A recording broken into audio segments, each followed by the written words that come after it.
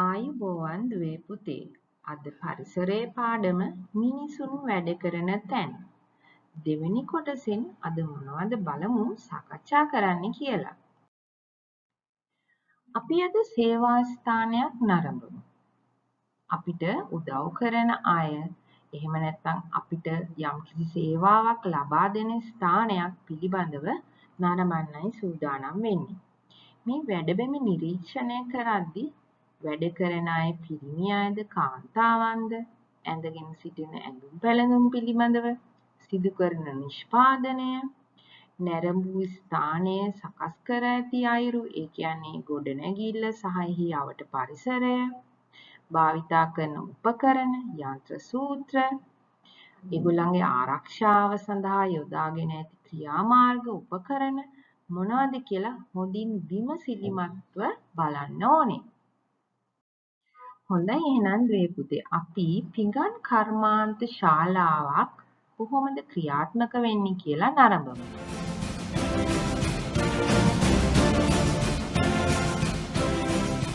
While pottery has an age-old history, it has transitioned to become a global enterprise. Dunkotua porcelain and Royal Fernwood are synonymous across the globe as producers of high-quality formal tableware and makers of vibrant colors and shapely ranges of porcelain that span from the kitchen to the table and even to an oven. The factories located in Dankotua and Koskama have been in existence for over 3 decades and at present has a collective production capacity of 1.2 million pieces a month. With a raw material base that comes mainly from the island that Dankotua and Royal Fernwood call home. It is these qualities in Sri Lanka that has helped the country achieve world-renowned acclaim for its porcelain products. It is that sense of creativity and passion that induces the people to bring about a sense of elegant finish to our products, which complete the overall appearance of any dining table. The transformation of a handful of dust into a symbol of beauty reveals a spectacular story of Dankotua porcelain. Shaping and transforming each masterpiece is a meticulous task in which we take great pride. Our designs have evolved over the past 3 decades, providing consistency and feel with a modern look and trend, fulfilling the demanding consumers and retail outlets around the world. From our superior glazing to decal prints and bespoke designs, Dankotua porcelain and Royal Fernwood porcelain have created a timeless and modern collection of porcelain ware that expresses an exclusive table culture. With a vast array of designs to choose from, we strive to produce an aesthetic and appealing form of gastronomy to suit individuals from all walks of life. Dankotua porcelain guarantees the same quality maintained through 3 decades. It is a blend of superior technology and dedicated craftsmanship, enriched by an enduring history. These beautiful products are a stark reminder of the spirit of innovation and creativity possessed by Dankotua. Dankotua products are crafted with mastery and finesse. Its state-of-the-art designs and shapes complement individual lifestyles. The elegance, sophistication and superiority of Dankotua porcelain, especially its gold and platinum range and the vastly improved imprinting techniques of decals, has earned it a reputation for being the best in Asia. Their excellence in producing the highest quality tableware is also reflected in their clientele, which includes some of the largest department stores in the US and Europe.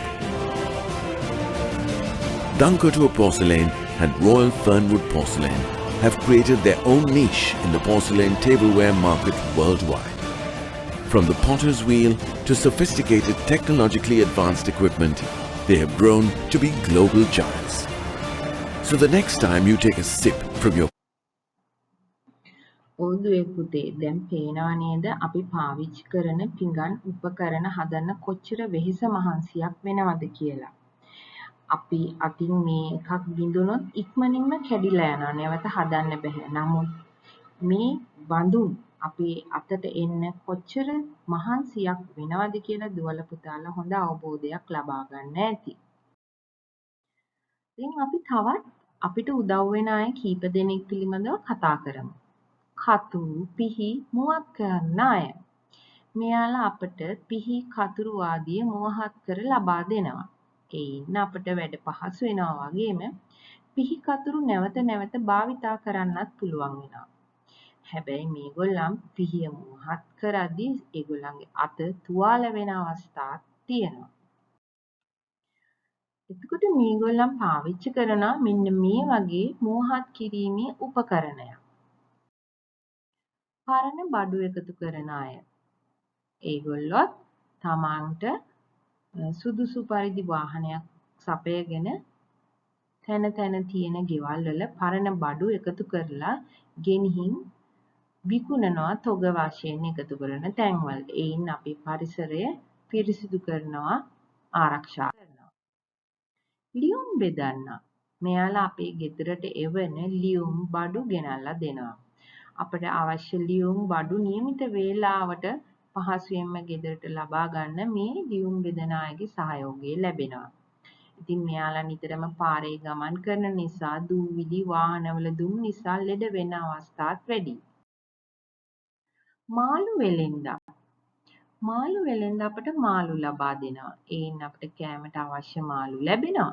ඒ වගේමයි මෙයාලා මාළු කපද්දී අත කැපෙන්න පුළුවන්. විස බීජ නිසා නිතර ලෙඩ රෝග හැදෙන්නත් පුළුවන්. මාළු වෙළෙන්දන්ට අවශ්‍ය විවිධ උපකරණ තියෙනවා. මාදැල්, පිහිය, බිලි කොක්ක, කූඩ, මාළු කපන ලෑල්ල ආදිය. අපි දැන් බලමු විවිධ කාර්යයන් කිරීමේදී අනතුරුදායක වන අවස්ථා කිහිපයක් පිළිබඳව. ගඩොල් කපන වැඩබිමක අධික අවුව නිසා සම පිළිස්සීම වෙන්න පුළුවන්. ඔළුවේ කැක්කුම, ඇස්වල ආබාධ ඇති වෙන්නත් පුළුවන්.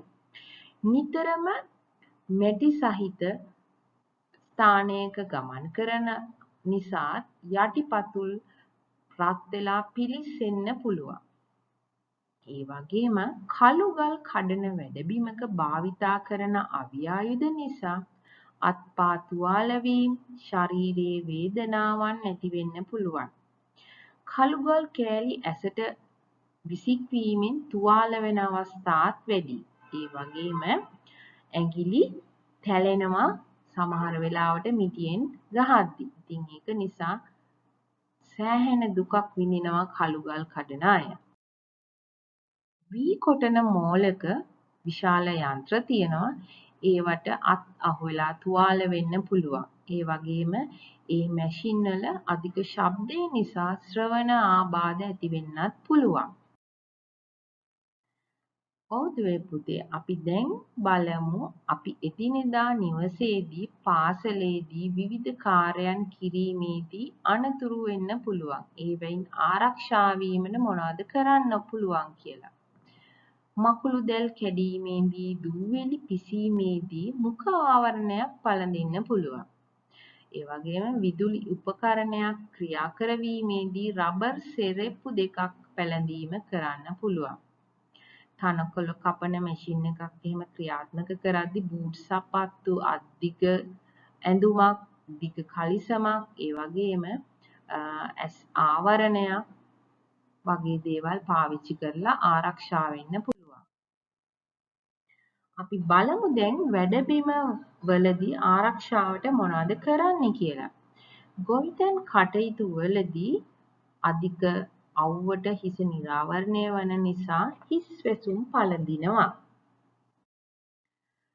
ගස්වල අතු කපන්නන්ගේ ආරක්ෂාවට විශේෂ උපකරණ කට්ටලයක් තියෙනවා. හිස් වැසුම්, ඇස් පළඳනා, අත් වැසුම්, ඒ වගේම ගහේ එල්ලිලා ඉන්න ආරක්ෂාව විදිහට බඳපටියක් පාවිච්චි කරනවා. අධික ශබ්දයෙන් කන් දෙක ආරක්ෂා කිරීමට කන් පළඳනාවකුත් පාවිච්චි කරනවා. ඒ වගේමයි විදුලි කම්බි අලුත් වැඩියාවේදී ඉහළ ස්ථානවලට යද්දී මේ වගේ ආරක්ෂිත බඳපටි සහිත ඇඳුමක් ඇඳගෙන තමයි ගමන් කරන්නේ.